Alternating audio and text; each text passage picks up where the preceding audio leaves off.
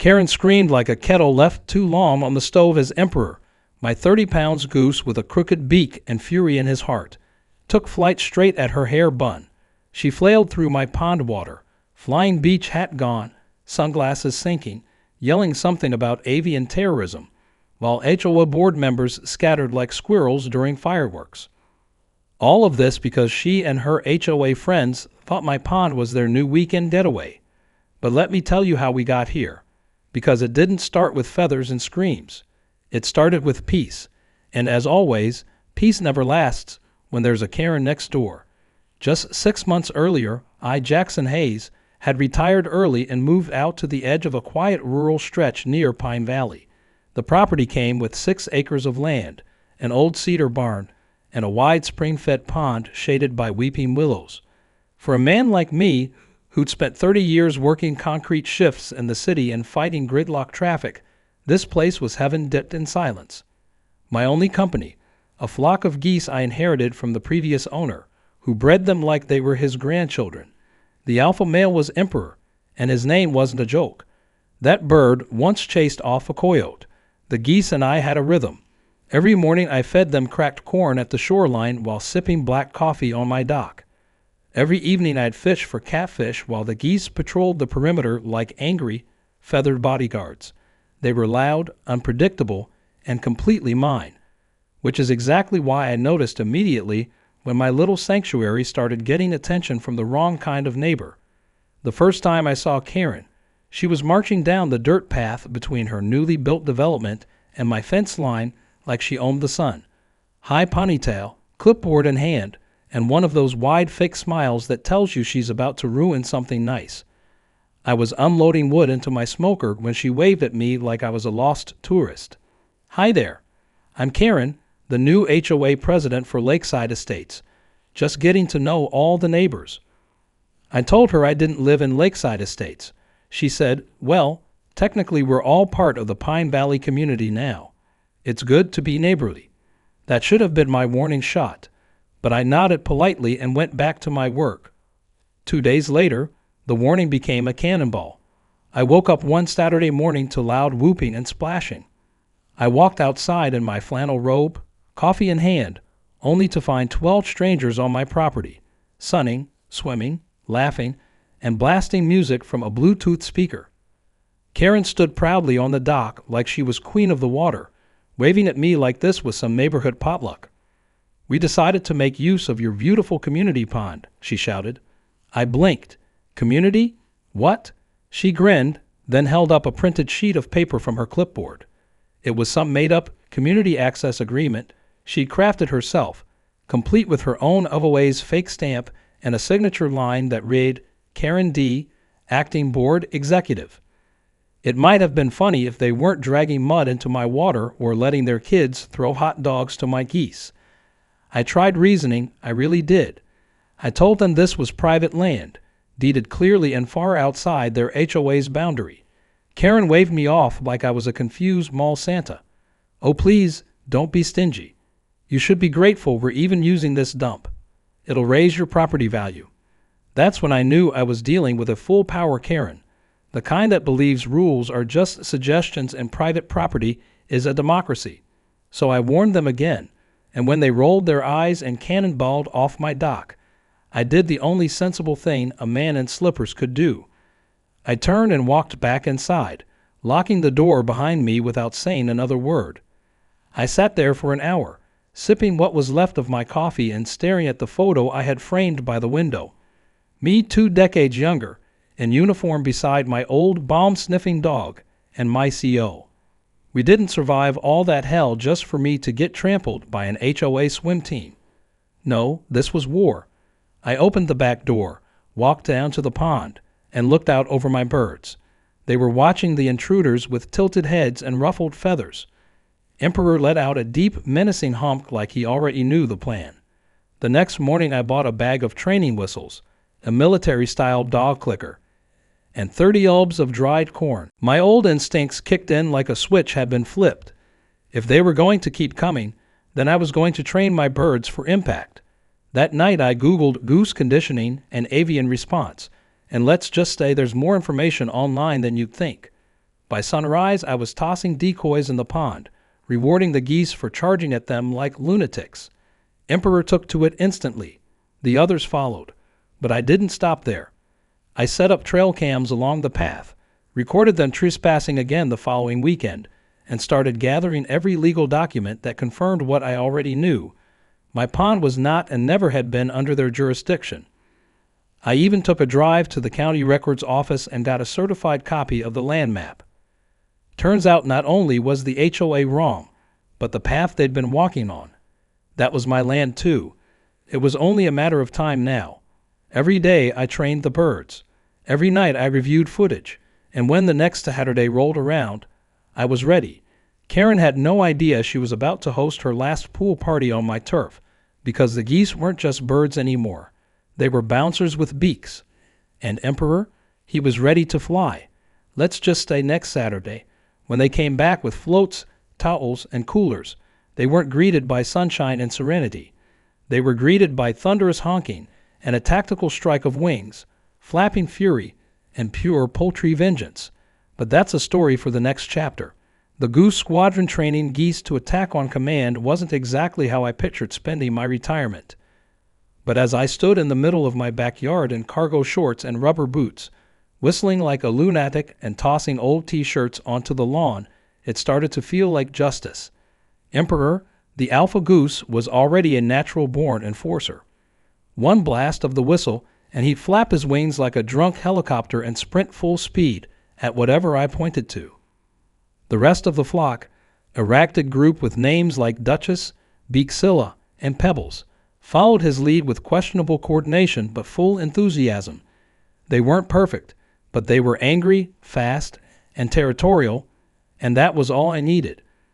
I started building an obstacle course behind the barn.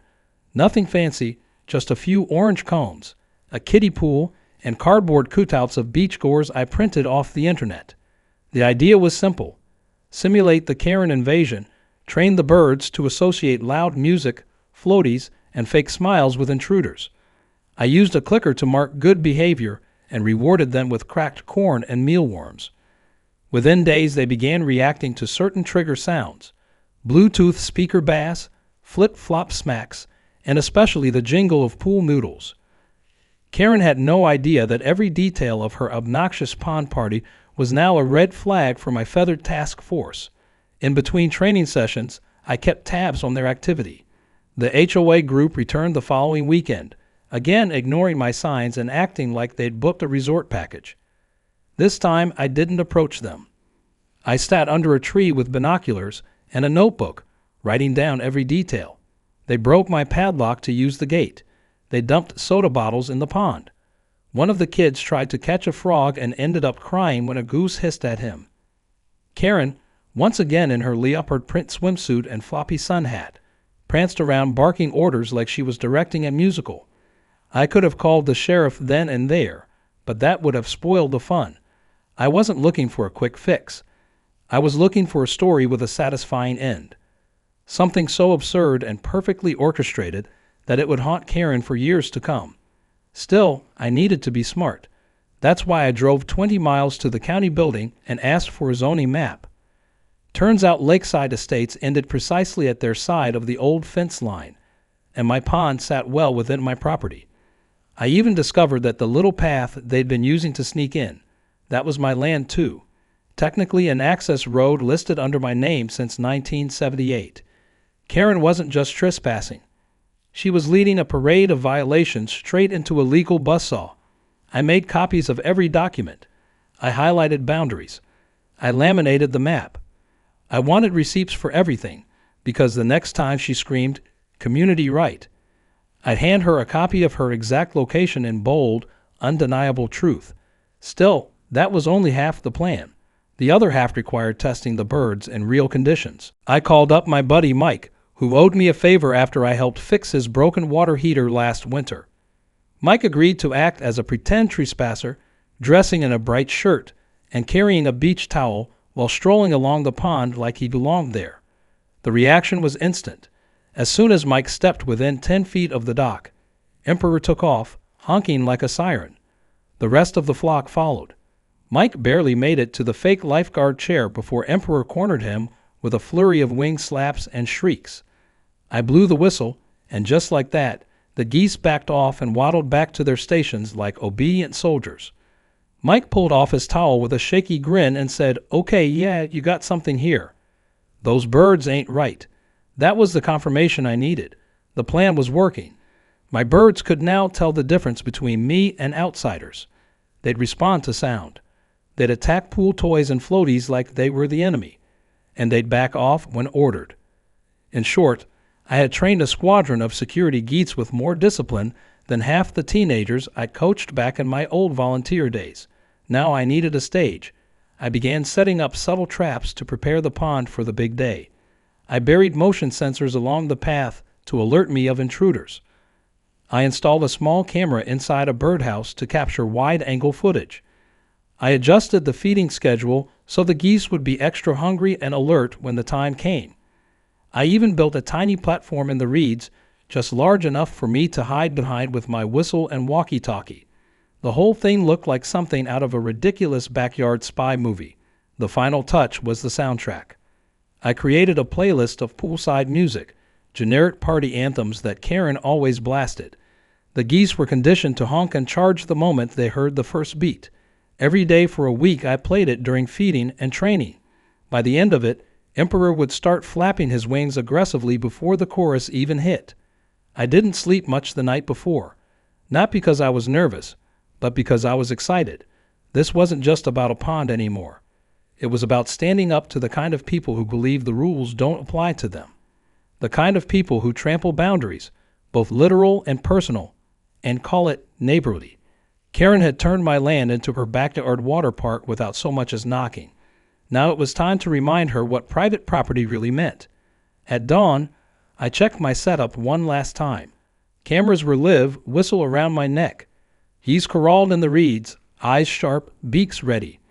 I packed a cooler of sweet tea and snacks and set up camp in the blind. I didn't have to wait long. At exactly 10:42 a.m., the first voice echoed through the trees. Karen's unmistakable screech, complaining about how the mud feels gross today. That was the moment I knew it was showtime. The HOA party had arrived, and my birds.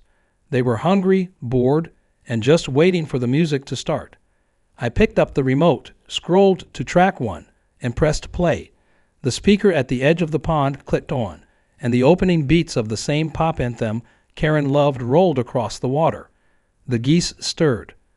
Emperor lifted his head. His wings twitched. The music built to a chorus. I gave a short blast of the whistle. The reeds exploded. And Karen never saw it coming. The honking Karen was halfway through spreading her striped beach towel on my dock when the geese erupted from the reeds like feathery missiles. Emperor took the lead, flapping low over the water with a war cry honk so loud it echoed through the trees. The rest of the flock surged behind him, feet slapping the shallow pond surface, wings beating like the drums of an ancient war tribe. For one brief moment, time slowed. Karen turned toward the sound, smiling like she thought I was bringing her a snack. Then her eyes widened. Her arms shot up. She screamed. The first to reach her was Duchess, a particularly aggressive white goose with a crooked lay and a vendetta against sunglasses. She flew straight into Karen's legs, knocking her towel into the water and sending Karen tumbling backward with a shriek. The others followed, surrounding the dock like it was enemy territory. Chaos unfolded in less than 10 seconds. A man wearing a visor and cargo shorts dove into the pond to escape a goose clinging to his swim trunks. One woman tried to fend them off with a pool noodle, only to be flanked and honked into a full retreat. Emperor focused entirely on Karen, honking with each stomp as he chased her across the dock. She slipped, tried to regain her balance, then fell face first into the mud at the water's edge. From my hiding spot in the blind, I watched everything with the silent satisfaction of a man who'd waited patiently for karma to grow wings. I had a pair of binoculars around my neck, a walkie-talkie clipped to my belt, and the video feed from the hidden birdhouse camera streaming lived to my tablet. I didn't say a word, just sipped sweet tea and watched as Karen's HOA swim party turned into a scene out of a nature documentary gone wrong. Karen screamed something about a lawsuit while trying to scramble out of the mud. Emperor circled her like a shark, honking steadily, flapping his wings wide every time she moved. The other geese patrolled the dock, pecking at towels, knocking over chairs, and chasing anyone dumb enough to grab their flip-flops. One man attempted to scoop his dropped phone out of the pond, but was immediately tackled by Beaksilla, who hissed like a broken steam pipe. Somewhere near the path, a beach umbrella got launched into the air like a parasail as two geese tugged on it from opposite ends. I gave another short whistle, and just like that, the birds backed off enough to let the invaders retreat, but not escape with dignity. They slogged through the shallow water, shoes lost, towels abandoned, and half their snacks floating in the reeds. Karen, soaked, covered in algae, and humiliated beyond reason, turned around with shaking fists and shouted, "This is not over. I'm calling the police. You'll be arrested for endangering the public with livestock." I stepped out from behind the blind, slow and calm, like I was stepping into the final act of a play. My boots crunched over gravel as I approached her, and the geese stood beside me like security detail at a press conference. I held out a laminated copy of the zoning map and smiled just enough to be polite. "You're trespassing," I said, keeping my voice low and even. "Again, this pond, my property. That path you broke through, also mine. And those birds, they're on my land, defending my rights. I've got video, sound, and photos. If anyone's getting arrested, it's you." Karen looked like she might cry, then scream, then cry again. Her HOA followers stood behind her, dripping wet and too embarrassed to meet my eyes. One of them whispered something about needing to get checked for bird bites. Another muttered an apology. Karen stood frozen, fists clenched, jaw locked, staring at me like I just dethroned her suburban empire with a flock of feathered revolutionaries. And then, as if summoned by fate itself, two sheriff's deputies pulled into the clearing in their cruiser. Karen turned to them, suddenly reborn with righteous fury. "Thank God. Arrest this man. He set wild animals on us. His birds attacked children." The younger deputy stepped out and immediately slipped in a patch of wet mud. His partner helped him up, then looked around the scene. Mud-covered towels, overturned chairs, flustered people, honking geese, and a man holding a laminated map while sipping tea like it was a Sunday picnic. He raised an eyebrow. What in God's name happened here? Karen launched into her speech, waving her arms dramatically. She pointed to her ruined clothes, the geese, the dock, everything. I waited until she finished, then calmly handed the deputy a folder. Inside were photos of the broken gate latch, copies of the zoning map, still frames from the surveillance footage showing them trespassing on multiple occasions, and even a few close-up shots of Karen herself proudly leading the charge into my pond. The deputies took their time looking it over. One of them chuckled softly when he reached the part with the fake community access agreement. Karen demanded they arrest me again. The younger deputy shook his head and said, "Ma'am, this isn't a public space. Everything you just described happened on private property. You're lucky the owner didn't file charges earlier." Karen's mouth opened, but no sound came out. Her followers began backing away, clearly done with her leadership. One of them even said, "You told us he was bluffing. You said this was part of the HOA's right to expand." Another nodded. "I lost my Oakleys to that goose. I'm not coming back." It was like watching a coup in real time. Karen had ruled with a fake clipboard and louder voice for so long, no one had bothered to check if anything she said was legal. Now they had, and it crumbled in seconds. The deputies gave her a citation for trespassing and warned her that further violations could lead to charges. They asked me if I wanted to press charges. I shook my head. No need. I think the geese handled it. Karen stormed off, wet and humiliated, while Emperor stood on the dock and honked in victory. The deputies chuckled again as they got back in their cruiser, saying they'd be telling this story at the next department barbecue. I stood there in the sun for a long while after they left, watching the pond settle back into quiet ripples. The geese returned to their usual spots, grooming their feathers and patrolling like nothing had happened. But I knew better. Something had changed. This wasn't just about a pond anymore.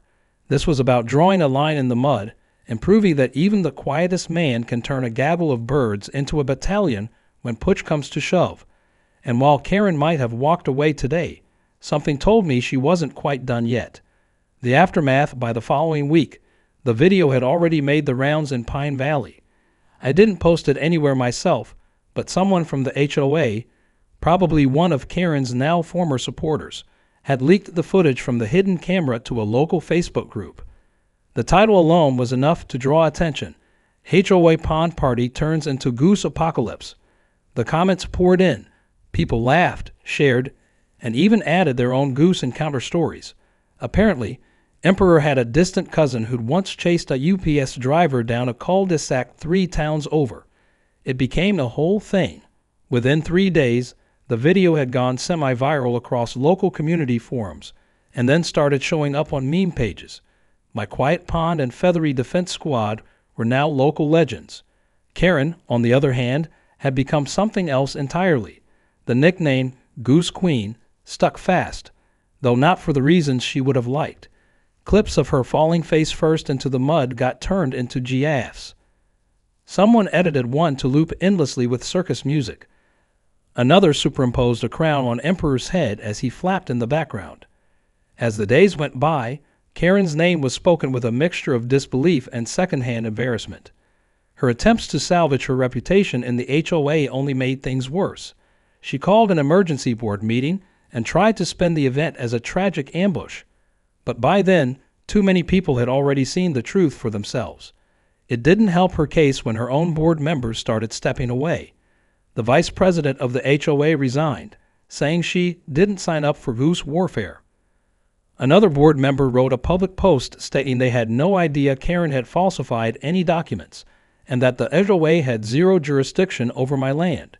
Karen doubled down, insisting the pond looked communal and that I was hoarding resources, which just added fuel to the fire. The more she talked, the deeper she sank. She even tried organizing a protest, complete with printed flyers and a banner that said, "Let the community swim." But only 3 people showed up, and one of them left early because he got honked at while trying to tape a sign to my fence. That's when I received a call from a local news reporter.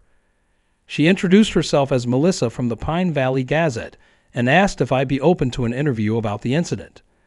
I hesitated at first. I never liked being in the spotlight, but then she said magic words I hadn't heard in a while. "We want to feature your geese as heroes." I agreed on one condition, that the interview include a clear explanation of property lines and trespassing laws. People were going to watch. They might as well learn something while they laugh. The interview went live 2 days later, and it blew up faster than I expected. Melissa framed it as a light-hearted human interest piece titled Pond Defender and His Army of Geese. I stood beside Emperor and Pebbles while holding the laminated map, and she asked questions about the training, the invasion, and how it all started. I kept it simple, honest, and just dry enough to let the humor speak for itself. The real stars, though, were the geese. One of them bit Melissa's microphone during the segment, and Emperor honked at a drone they were using for aerial shots. It was gold. Offers started pouring in, not just from reporters, but from influencers and even a documentary crew that pitched a segment called Feathers of Fury. I declined the big offers. I wasn't interested in turning my life into a sideshow, but I did allow a local artist to paint a mural on the side of the old barn. It was a massive, beautifully done peach showing Emperor standing on the dock like a general, wings out, with Karen mid-sprint in the background. I didn't say a word about it online, but people found it and started showing up to take photos. The fence out front became known as the Honk Zone. Meanwhile, Karen's decline continued. Her legal threats fizzled when the HOA's lawyer dropped her as a client, citing misrepresentation of authority. She tried to start a petition to rezone the pond as a shared natural space, but she only gathered 4 signatures, and 2 of them were fake names. One was Gus the Goose. She submitted the form anyway. The county clerk stapled it to the back of her trespass citation and filed it under frivolous. And still, she wouldn't give up. Late one evening, I spotted her sneaking down the path again, not with a group this time, but alone. She had a sack of cracked corn and a plastic whistle. I watched through binoculars from my porch. She stood near the pond's edge, cautiously tossing corn and making soft honk sounds. Emperor stayed in the shadows, unmoved. I didn't intervene. I just watched her stand there in the moonlight, muttering, trying to win over an army that had already chosen its side. After a few minutes, she left. She didn't take the corn with her. That night, I walked down to the water, the geese trailing behind me like loyal guards. I scooped up the corn and tossed it into the bushes. No deals, I said, more to myself than to them.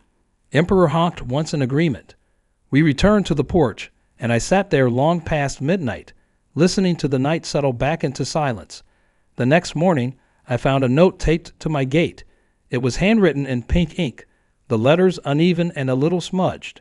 It read, "You win. I'm moving. Enjoy your pond and your evil birds. I hope the frogs keep you company."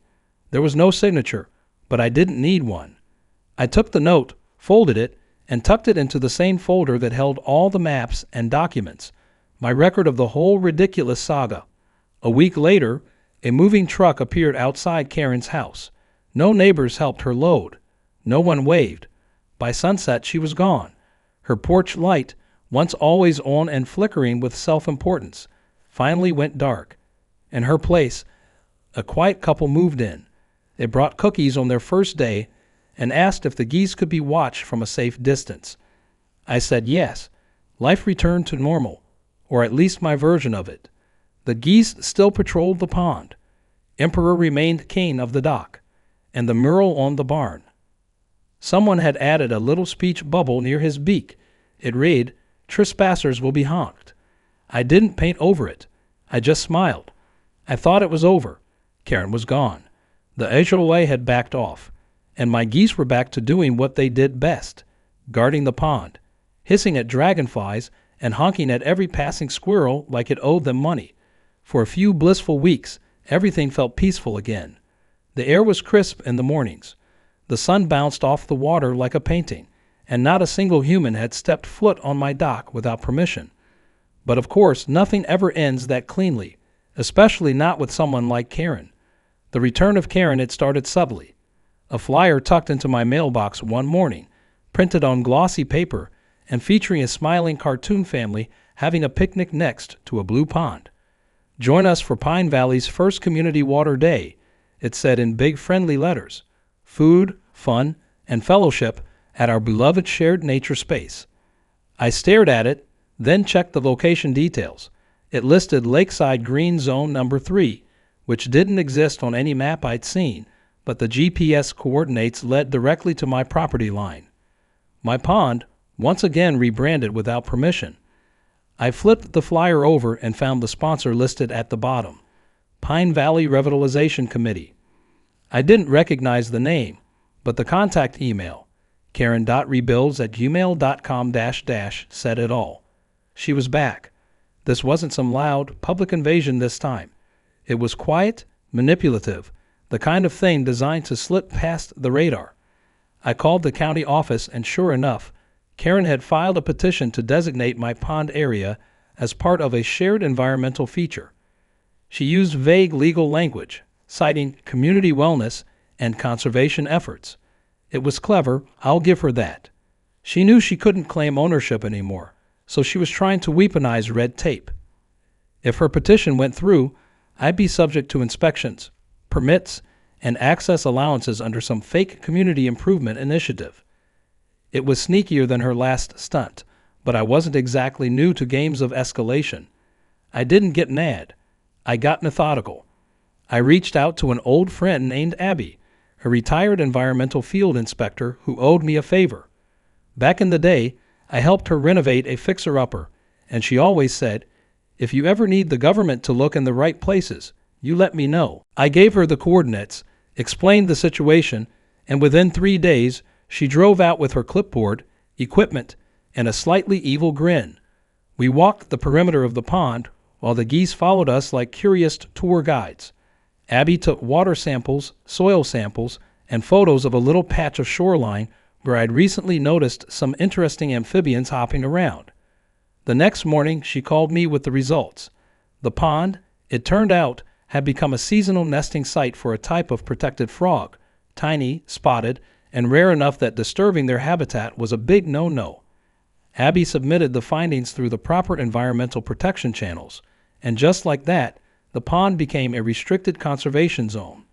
Legally speaking, it couldn't host any public events, barbecues, or recreational activities without serious federal permits, which meant Karen's big water day was now a ticking time bomb.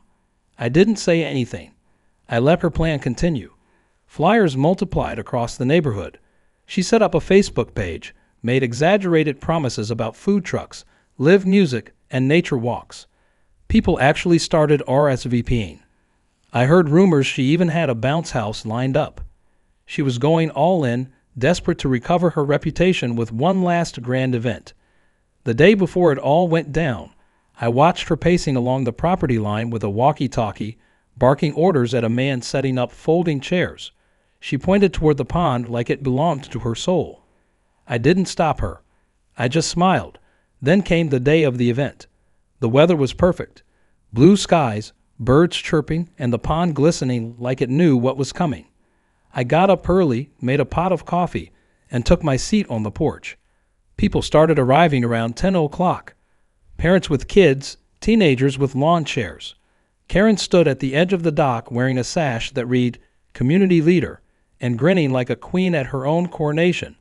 She gave a short speech through a megaphone about unity and vision, and how sometimes great ideas take a second try. I almost choked on my coffee. The first sheriff's cruiser rolled in at 10:45. 2 more followed. Then a marked vehicle from the state environmental agency pulled up with Abby in the passenger seat. Karen saw them and smiled wider, assuming they were here for support. She even waved. That smile died fast. Abby stepped forward, holding a printed cease and desist order, and calmly announced to the crowd that the event was in violation of a pending conservation designation. She pointed to the frog nesting site, outlined the legal restrictions, and listed the fines associated with unauthorized gatherings on protected land. Karen's face turned the same shade as a spoiled peach. People started packing up fast. Parents grabbed their kids. The food truck reversed out before it even opened. Karen tried to argue, but no one listened. The bounce house deflated mid-sentence, hissing like a dying balloon, while Karen stood frozen with her mouth open, arms limp at her sides. Abby handed her a citation and a stern warning. Karen tore it up and stormed off without another word. She didn't even bother picking up the banner she'd hung on the gate. I still have it, folded at my garage. Pine Valley Water Day. Reclaim the pond. The foul was quiet this time, but complete. Karen vanished again, this time for good. Her house went up for sale 2 weeks later. A polite couple with no connection to any HOA moved in and asked if they could put up a small bird-watching bench near the property line. I said, sure, as long as they didn't mind the occasional honking. They said they looked forward to it. Peace returned in full. The geese resumed their patrols. Emperor strutted more confidently than ever, like he knew he'd won. The mural on the barn got an addition. A tiny frog sitting beside Emperor with a crown on its head. No one claimed credit for it, but I left it untouched. Every few days, someone stops by to take a picture. Kids leave little drawings near the fence. Tourists ask about the story. I always tell them the same thing. It started with a pond and a trespass, but really it ended with geese, frogs, and a woman who underestimated just how loud one honk can echo. And just in case anyone gets any bright ideas in the future, there's a new wooden sign nailed to a post near the dock. It reads, "Private property, protected land. Geese patrol daily. Frogs approve. So far, no one's challenged it."